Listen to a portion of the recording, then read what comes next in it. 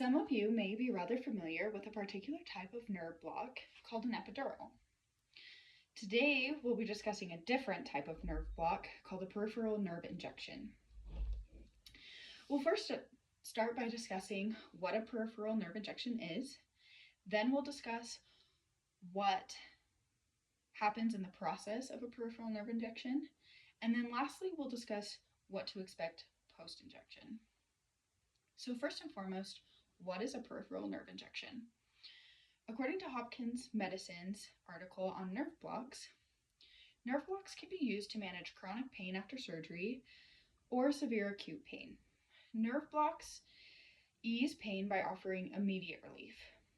The two major purposes of injections are pain relief and diagnostic purposes. So I'd like to talk a little bit about the three main types of injections that we perform at my clinic, and the following processes and order of events are the way that we do things at my clinic. Other clinics may be different, but this is just how we perform these injections. So the three main types of injections are, the first one are ulnar and median nerves, both in the arms. The next is the common peroneal nerve in the leg, and the lateral femorocutaneous nerve, which is also in the leg. These injections are outpatient procedures. They don't require general or conscious sedation. They are completed in outpatient clinical settings. So now that you know what a peripheral nerve injection is, let's discuss how these nerve injections are performed. So we first begin by finding the nerve via an ultrasound. This is the particular ultrasound that we use in my clinic, and this is the particular probe that we use to find the nerves. Once we've found a nerve, this is typically what the picture will look like. So to begin the injection, once we've found the nerve, we're going to use this product called ChloraPrep to prep the site. There are a couple different ChloraPrep applicators that can be used depending on the quantity of ChloraPrep within the applicator. This is the particular applicator that we use in my clinic. We're not prepping very big sites, so we don't need a lot of ChloraPrep to prep the site. So then once our site is prepped, we're going to use what's called a superficial numbing agent. It's usually going to be in a 3 milliliter syringe with a 25 gauge needle attached. The length of the needle is usually a 1.5 inch needle to be able to get deep enough in for the injection. So the superficial numbing agent is typically 1% lidocaine. And so once we have numbed the area, this is what it will typically look like.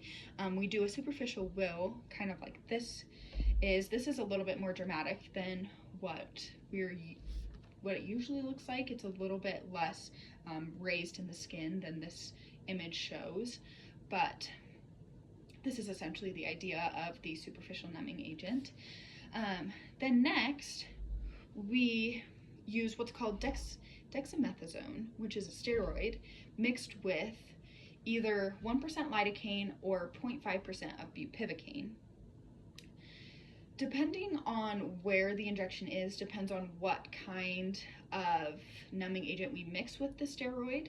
The steroid itself is only 1 milliliter, and then we usually place anywhere from 2 to about 4 extra milliliters of numbing in with the steroid.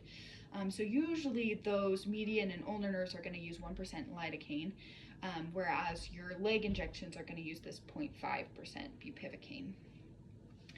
So once we've injected the mixture of the steroid and the numbing agent, then we use the gauze to put some pressure on the site, and then we place a band-aid over it. And as you can see in this image, this is typically what you can expect with the injections.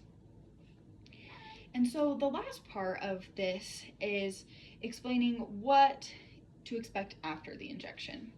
So typically the numbing agent should last about 8 hours depending on the patient. And then the steroid can take anywhere from a couple days to a couple weeks to start to work. So we give patients this pain diagram. It kind of works backwards to what patients think, so I kind of wish we would switch it. But the patients fill out the percent of pain gone. So then they can follow up with their provider in a couple weeks to decide if this is something that they should continue doing, or if there are surgical purposes that we can use to target these nerves because the injection worked.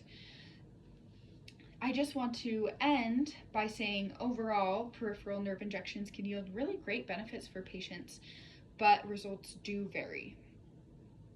I hope that you were able to leave this speech with greater knowledge of peripheral nerve injections and are able to better help patient care.